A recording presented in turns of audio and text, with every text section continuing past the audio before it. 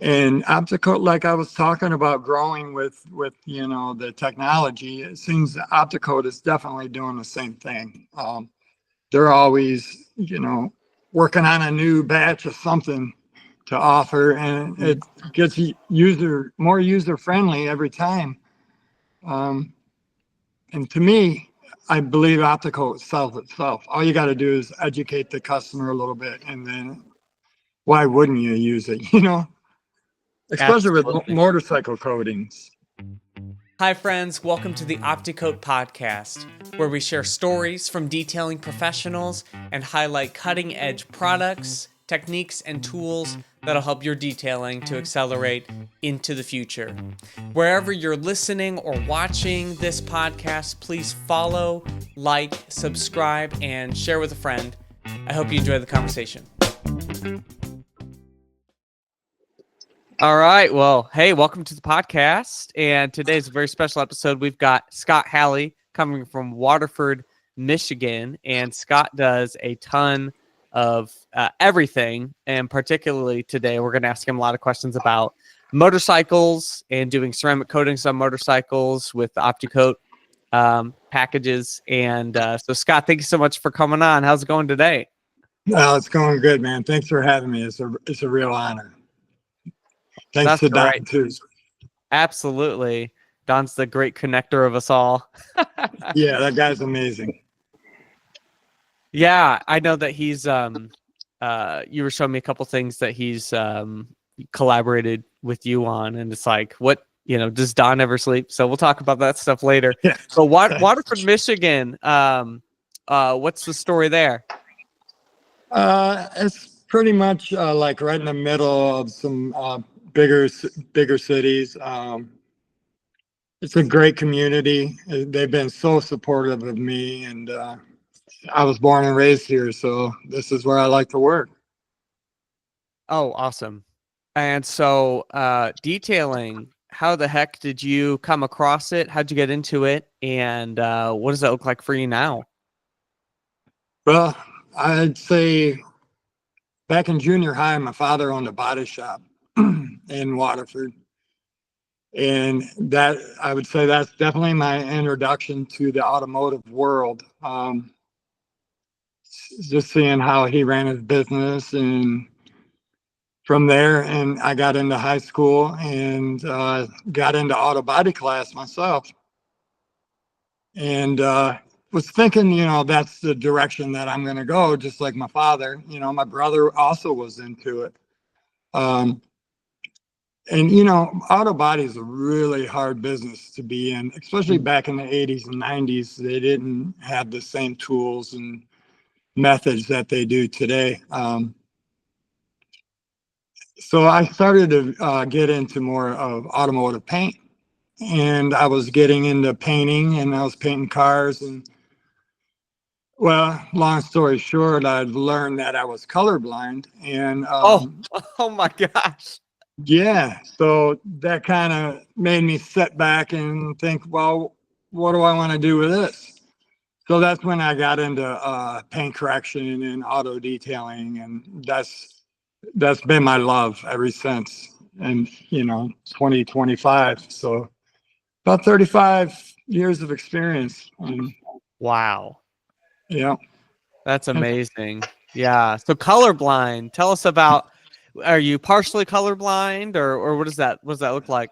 Yeah, so I took one of those color tests, and it's basically shades like reds and browns, and so without a paint code, I'd be out of business for sure. Okay. My brother is also colorblind as well, so it usually skips a generation or something. Okay, but we both are colorblind for sure. Wow, I'm trying to think of how maybe that's been a benefit for polishing and correcting. What are maybe a couple when you're trying, if you're like, let's say something comes from the body shop and they've repainted, are you able to see things differently that maybe we're as detailers looking at a certain color, or we're looking at a certain perspective?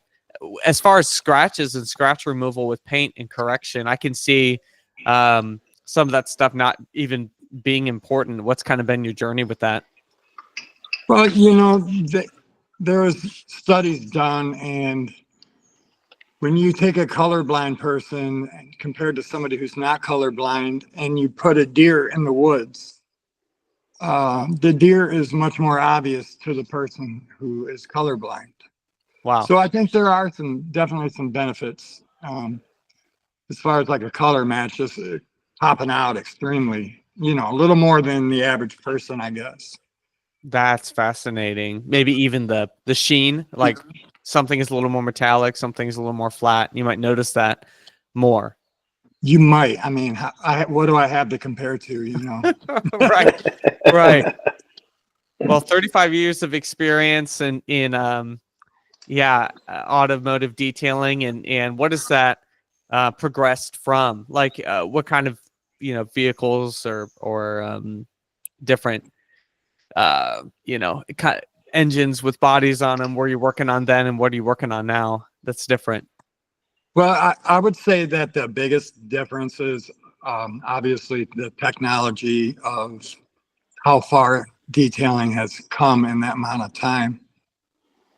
And I've ran into some old school detailers, and they're almost bullheaded, and they don't want to grow with the industry. And I think ultimately that hurts them in the long run. You have to be willing to accept change and learn and grow with the industry for sure. Mm-hmm. Absolutely. But yeah, as far as cars, paint is a lot thinner these days, so you have to be more aware of that. It's just, you don't really run into single stage very often anymore. So right. you just measure everything you go to polish, make sure you measure the paint. That's all I can say about that. Right. Yeah, and I've seen your videos. You're doing something from a boat to a bike to a car all in the same week. How close are you to Lake Michigan? I'd say about an hour. At my age, at 52 years old, I'm pretty selective on boats that I do these days. Yeah. I have been doing boats since the 90s, so I definitely know how to do them, and I'm just trying to slow down a little bit. Yeah. At my age. Yeah. Yeah, You were mentioning to me that you have someone working with you. They had an injury. yeah. What is that when you're scaling up to adding someone in? You're able to add more of a workload, but kind of what's been the journey for you with having to figure out, okay, in this season, back to one person, and how does that affect your how far you're booked out and dealing with customers' expectations? Well, there's a couple things that I had in my advantage when my employee got hurt. I'm not a production shop, and having to take the load on 100% by myself. I was booked out about a month, but I only had one appointment per day. So I do that because when people want to book ceramic coatings, you want to get them in, and I always left room for that. So Okay. I would have one full schedule and a floating schedule. That's what you want to call it. But yeah, I got jammed up. I'm still pretty jammed up, but I guess it's a good problem to have. Right. Yeah. As long as you can clock yourself out at the end of the day, right? Yeah, I don't remember the last day off I had, to be honest. Well, your shop looks awesome, and I like the halogen lights you got back there. I can definitely tell that you've been innovating with as the generations of detailing have kind of come along. What was your introduction to Optimum and Opti-Coat, and what does that look like for you today? Well, when was looking for Opti-Coat, I was making sure that something was within my, boundaries, that I wasn't trying to compete with a neighbor business. That's always number one. And number two, the reputation of Opti-Coat is just phenomenal. And Opti-Coat, like I was talking about growing with the technology, it seems Opti-Coat is definitely doing the same thing. They're always, working on a new batch of something to offer, and it gets more user friendly every time. And to me, I believe Opti-Coat sells itself. All you got to do is educate the customer a little bit, and then why wouldn't you use it? Especially with Absolutely. motorcycle coatings. Yeah, tell us all about the motorcycle coatings from Opti-Coat. What's been your experience with that? How do you book them? And what does maintenance look like for these guys? So basically, once you explain that, they have a dedicated coating for every component of the motorcycle. I've noticed that's almost right there. It sold itself. Why wouldn't you go with something like that if you're looking to protect your motorcycle? Yeah. Yeah, I know a lot of Harley guys are pretty particular. They want to do a lot of the work themselves. They don't want a lot of people touching it. How are you able to kind of bridge that gap and be like, hey, you can trust your Harley with me, or whatever bike? Well, I think a lot of it is word of mouth, right? And that's where the dealership comes in, and just knowing a lot of the biker community. Nobody's going to spread a word faster about a person that's happy with their motorcycle, Absolutely.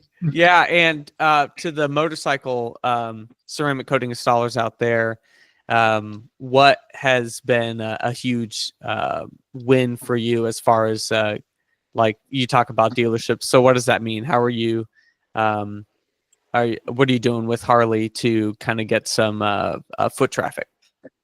Well, it's kind of a little bit of a story. I had a customer that had a trike, and I ended up detailing and paint correction and chrome polish and the whole nine, and ceramic coating. And he was getting ready to take it to a show, they have judges and they have different categories and everything. And I went over there with him, and he ended up taking like almost every award that day. Wow. And yeah, that was like incredible. So I got to know the owners over there, and then, the rest is history. They have about 4 events a year, and I'd go over there and set up my table. My whole family would show up. I had friends show up, and people would walk up, and they'd ask questions, and I'd have the kit in front of me and some literature, and just take my time and talk to people, and sometimes walk out with 6 appointments. Wow. So you're setting up the booth at their events, and you're just talking. You're not cleaning at the booths? That's correct. I'm giving them 100% attention. I haven't been able to do this yet, but one of these events, I want to have a couple bikes, around me that I've actually worked on, so they can actually see it in the sunlight and touch it and feel it, Absolutely. Yeah. It's amazing. Yeah, it's a great time. They have like live bands and food trucks, and it's a really good time. I know there's a Harley dealership near me, and I've been really encouraged just talking to you to try and strike up a conversation there. And I'd imagine most of these dealerships are there's a few motorcycle dealerships in the area, and I'd imagine they're all having events like this, and would love to have someone coming to be a resource, because I've called around, and a lot of times the dealerships, they'll offer some cleaning, but I haven't talked to anyone that's doing ceramic coating packages in my area. So really you're becoming an asset for your community by doing that.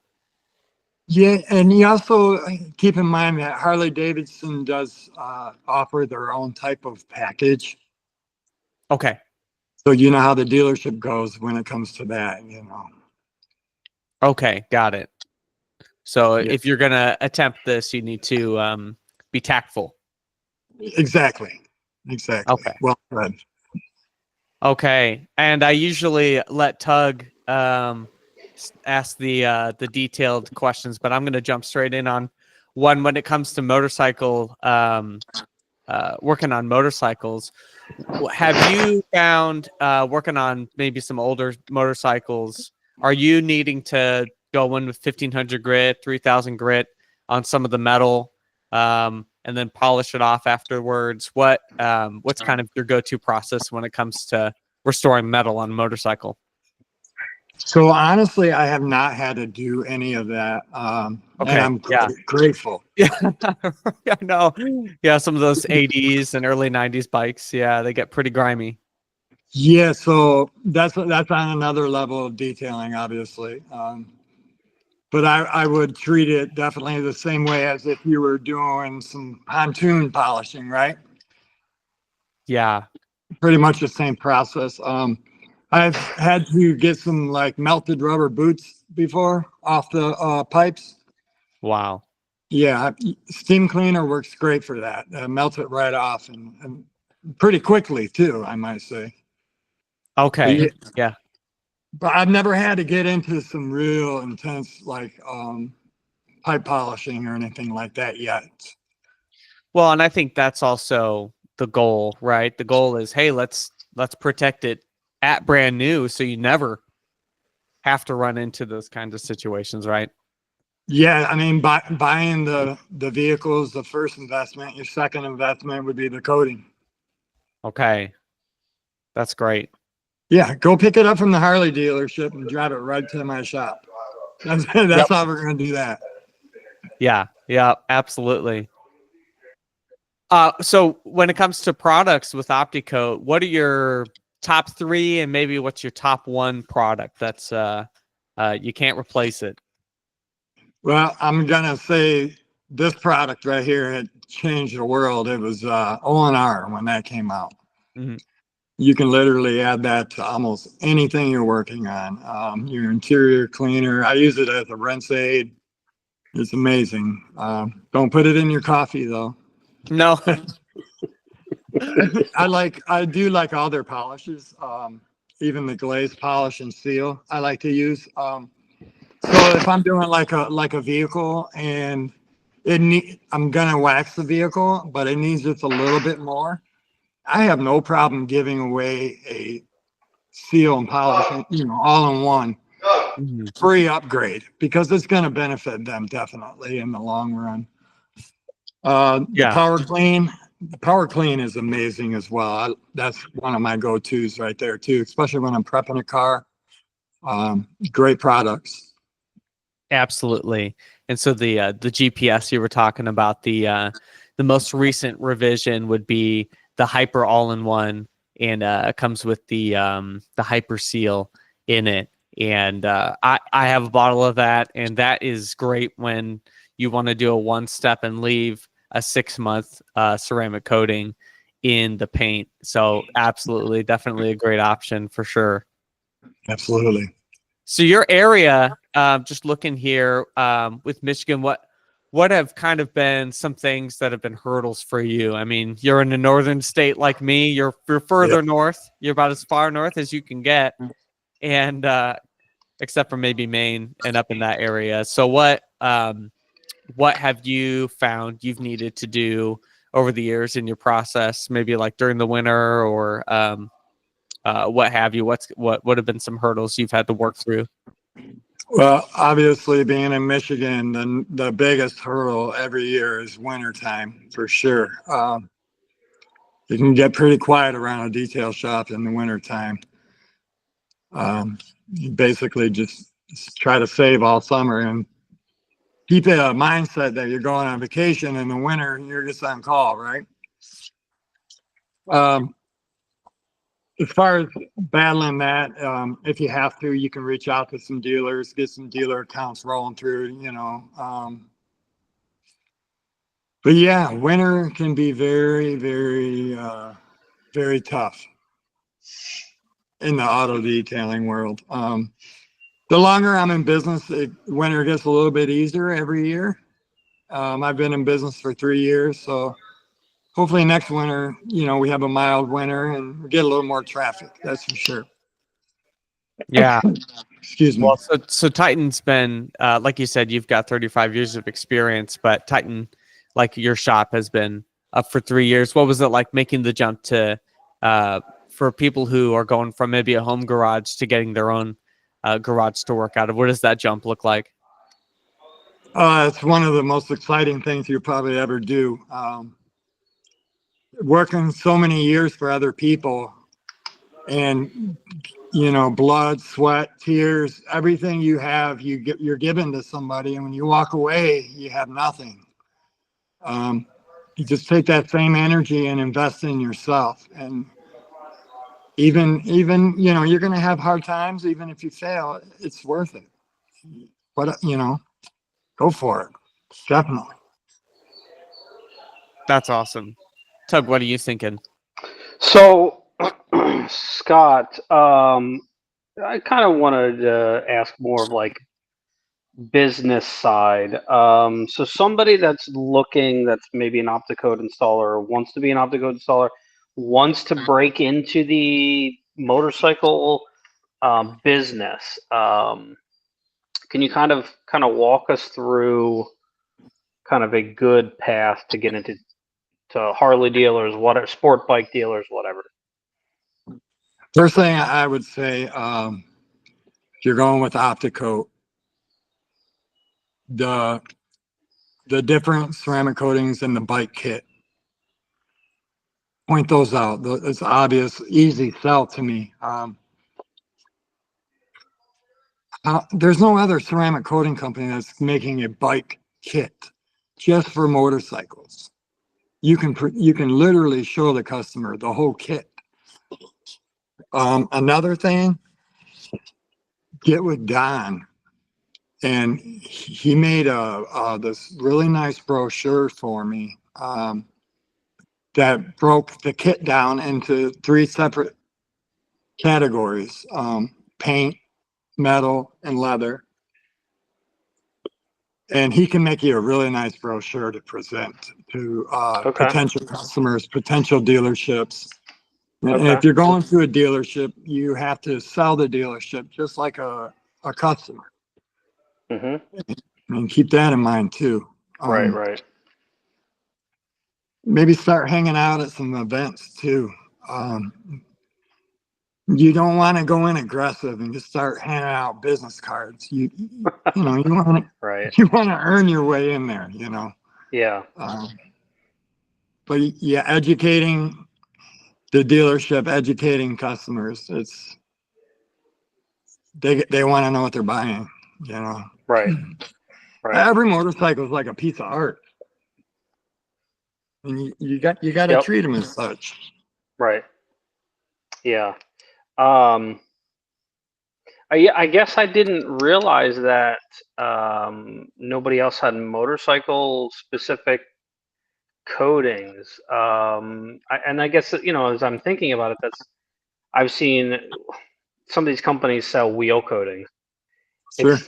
The wheels are paint, so it's not a wheel coating. It's the paint coating. They just put a different label on it. But really, any coating that's good for one type of paint is good for another. But I think that is a huge advantage. Did you say? So you said Don has he made motorcycle brochures for you? Yes, he has. Yeah, he's amazing. I got one. I can actually go grab it if you want me to. Yeah, absolutely. Absolutely. Yeah. I knew Don was talented, but listening to this, he's gonna, be like, "Oh my gosh, they got to stop talking about me." But he's when you work with anyone at Opti-Coat, I mean, it's just they're so pro installer. Oh, there it is. You can see that. Nice. Has your logo on it? That's awesome. Exactly. And it literally breaks down, every component. Mm-hmm. And is that a trifold brochure? No, actually, he just mailed me this. My father went and got it blown up so it would fit the picture Okay. size. So when I'm at an event, it looks really nice on the table. Okay. Yeah. That's awesome. Looks like Yeah. I'm gonna message Don after this Uh, and exploit his talent, his nerdy Yeah, talents. I'll tell you, Don, he always goes above and beyond. he really He does. does. And he's Yeah. always willing to help, and he's so educated. Yeah. I Absolutely. think yeah, I'm not gonna say anything more positive about Don. He'll probably think I'm making it up. Uh, but that's actually a really good idea. But I'm just gonna tell just a quick story. I actually do coatings for the local Harley dealer near me. Now, I will say that, event planning, that sort of that is definitely not my strong suit. Now, I've been selling coatings to them 3 or 4 years. I think I do one a year. And I think it's a two-part problem. I think they're part of the problem, and I think I'm the other part of the problem. So, like, I gave them material. They have brochures. And now I had a friend buy a bike a year ago, give or take. They didn't try to sell them anything. So that's why I say they're part of the problem. And no criticism on them.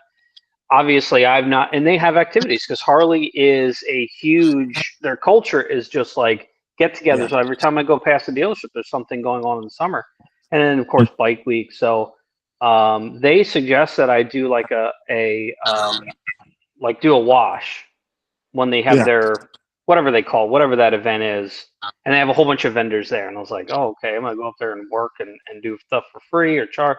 I gotta make them up. But your idea of just being not doing that sort of thing and making a couple of bucks and actually selling 6 appointments is way more valuable. So that actually changes my perspective because I'm Good. going to spend, let's say, $100, $200 to do this with food that I buy, the tent I buy or whatever, and maybe materials, and not counting my time.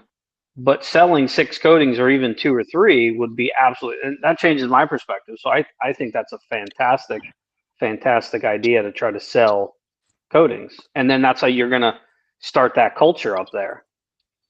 Absolutely. And keep in mind, you're not just selling Opti-Coat, but you're selling your business as well. So I Right. have, Right. T-shirts, stickers, magnets, everything I can think of, I have on my little table set up. Right. Yeah, that's I a really like good the idea. shirt you're wearing. Is that custom made? It is. They Yeah. like the Opti-Coat logo on there. Yeah. Absolutely.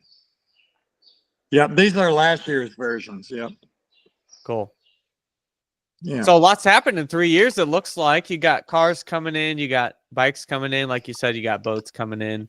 That's really exciting. And yeah, like you said, you're a business owner, and you have to deal with all the business side of things and scaling and not overcommitting for your customer and getting everything dialed in. But it looks like some of these streams are very helpful. Have you found, like, do you have a bike yourself? Do you think that it helps to go a long way having a bike, or are people more excited about sharing the news about their bikes? Like, what really makes the impact for selling these coatings? So I don't have a bike. I don't ride. Maybe someday when I can afford it, I will. But I have a huge support system, as far as my family.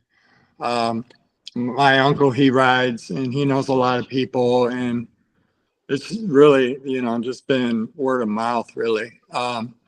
In 2022, I started this business off doing 100% mobile. Mm-hmm. That was in May of 2022. I'd say November is when I moved in the shop. And my mobile has just really, gone down a lot. I don't even offer mobile anymore. I really can't. I also sponsor a race car And, you know, you see a race car with your logo on it, it's a great feeling, but you just got to get out there and you got to meet people and you got to spread your name. That's what it is. They're not going to knock on your door, right?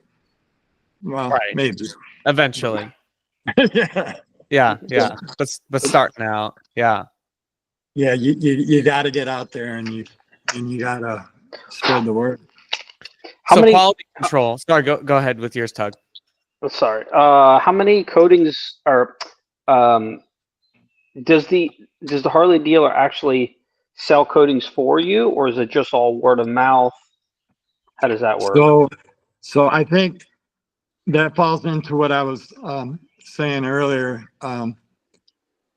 I think Harley-Davidson has their own system for a ceramic Right. coating, and Right. they're not going to let anybody in to take that over. Okay. Now you're getting a little personal and taking money from Harley-Davidson. So Okay. there's a real fine line how you get in there to start getting recommendations for people. Like I've ended up becoming good friends with two of the top salesmen over there, and, Yeah. and it's worked out. Yeah. You just Okay. have to keep in mind that when you do go in there, you know, you're at their house. Right. So it sounds like the most effective method that's worked out for you, that's been legit with no red tape or wondering, keeping you up at night, am I doing the right thing? Is you're going to these events, setting up a booth, talking customer to customer, no middleman. Like maybe you're providing a service of helping with publicity at their event. But so you're saying that actually being there in person, directly with the customer, educating them about what you offer has been the even the most successful route anyways, right? Absolutely. You know, that's part of getting yourself out there, talking to people, letting, you know, you are your product. So hmm that goes a long way, I think. Right. You almost earning people's trust just in conversation and just being yourself. hmm Yeah, absolutely. When it comes to, we somehow always ask guests this question about quality control. When you're one man shop, when you got a crew,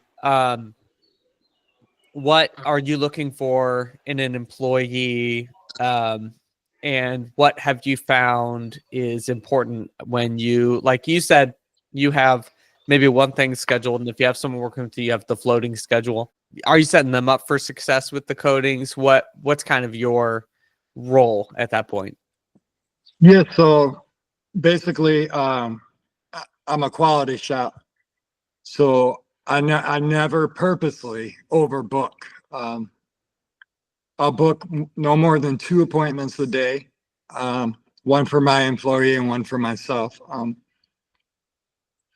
Hopefully one's a ceramic coating, right? But that way we can completely focus on quality. If you're looking to bust out 4 cars a day, this isn't the shop for you. That's not what we do here. If you want a job like that, you can go to a dealership and you can knock out as many cars a day as you like.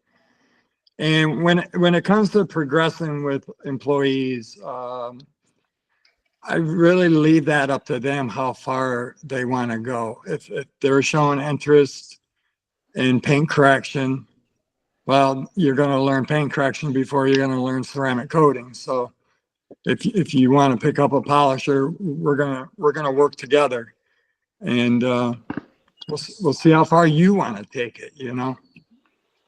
That's correct. Keep them in their passion wheel. Yes. Okay.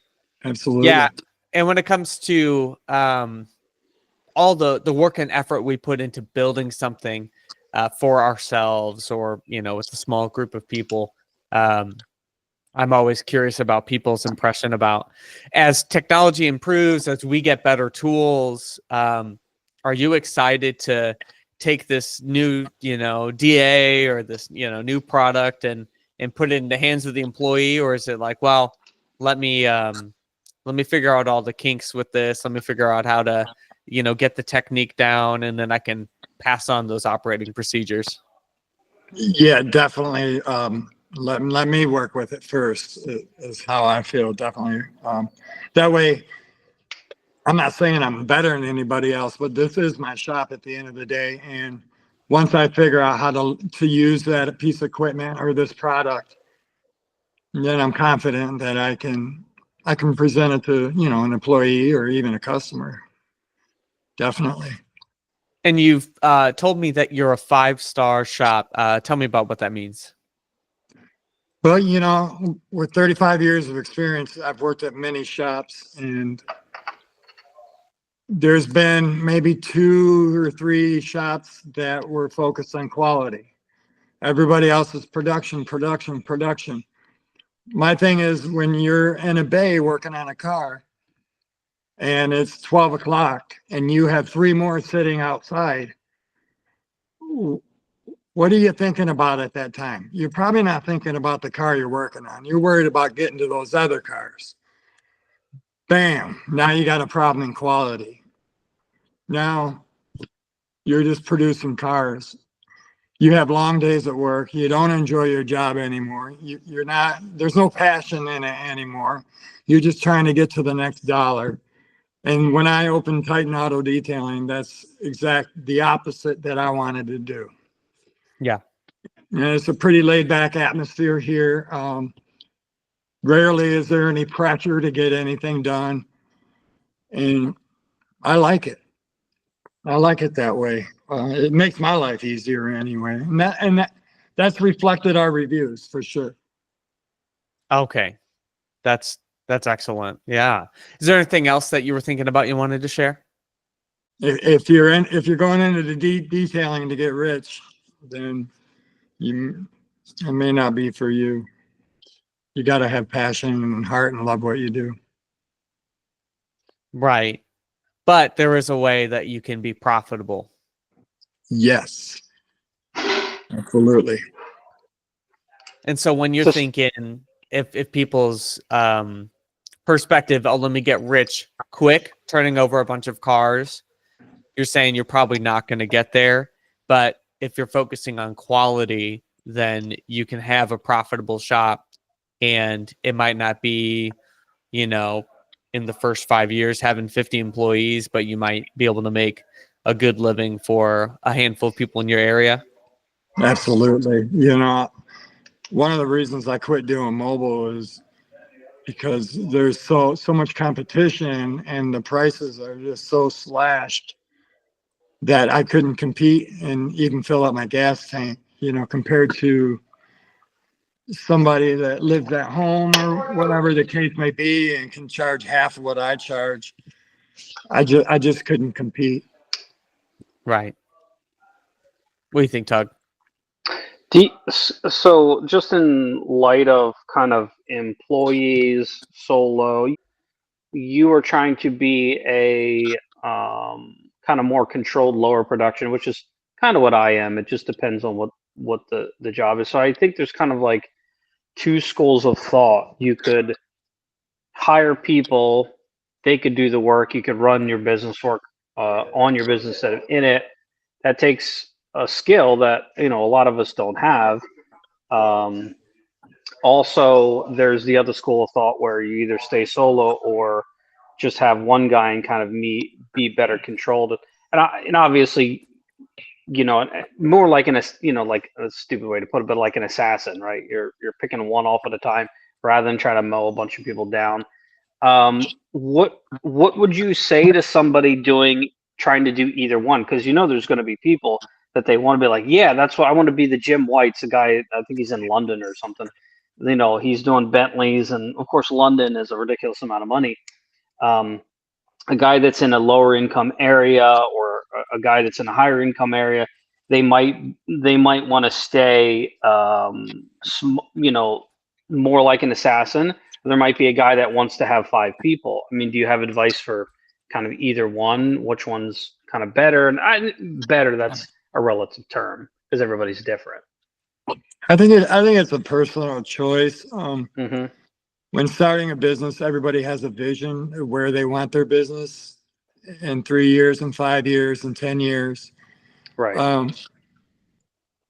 I think a lot of mine is, I think, trust issues, not because on somebody else, but because of me and the product that I want to go out the door on every car. Maybe I'm a control freak. I don't know, but right.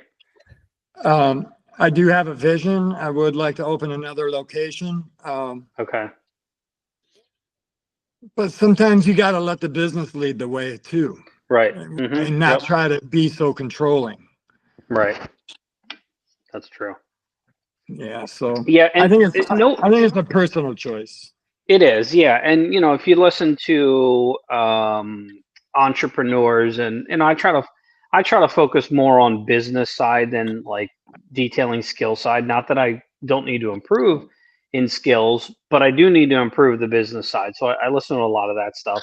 Follow people that I trust. I'm not gonna follow the hordes of business gurus and just take everything they say.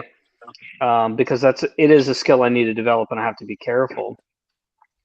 But no one says you don't have to be like, oh, I have cars lined out the door, I better hire people. Nobody says you have to do that. I mean, it's Right. I sometimes, and I think you probably might, and Jacob, you probably feel the same thing. Well, I have to build up my business so that I have 5 cars a day, and then I need to hire somebody. Like who says? There's no pressure to do that. You want to be a solopreneur. You want to own your job or have a high paying job. Absolutely nothing wrong with it. You don't have to be a Starbucks and put one on every corner in every town and be like, the king of franchise. You don't have to. You can be solo. It's not a big deal. Absolutely. Yeah, I think personality, because someone's personalities, they want to build, and they want to scale, and they want 15 locations. Well, if you're going to do volume, then you're going to have to set your prices accordingly to get that consistent volume. Personally, I think profitability is what drives scalability. Yep. So that's how have you guys found Opti-Coat has helped the profitability, like O&R? We're talking using half an ounce of product. It's impacted me very beneficially having my product costs go way down. What's been your take, Scott? So the primer polish, right? How many bottles of that do we have? Right, the hyper polish. Yeah, I'll never have to buy that stuff again. So yeah. I got them laying all over the place. They like constantly. I find another. There it is.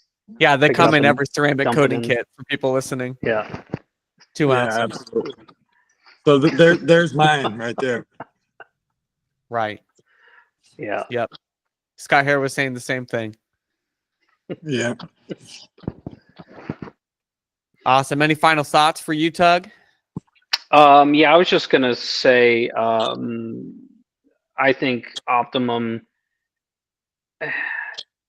and I think anybody that is, and this is just my opinion, you could eat the fish, spit out the bones. I do like to focus on efficiency, and if somebody else, is like not worried about efficiency, that's fine. Or you want to like sometimes use this product and that product, I get it. You want to use this cleaner and that cleaner from different companies. I just find that staying with a single line of anything, and if it was something else, it'd be something else. It's going to make you more efficient.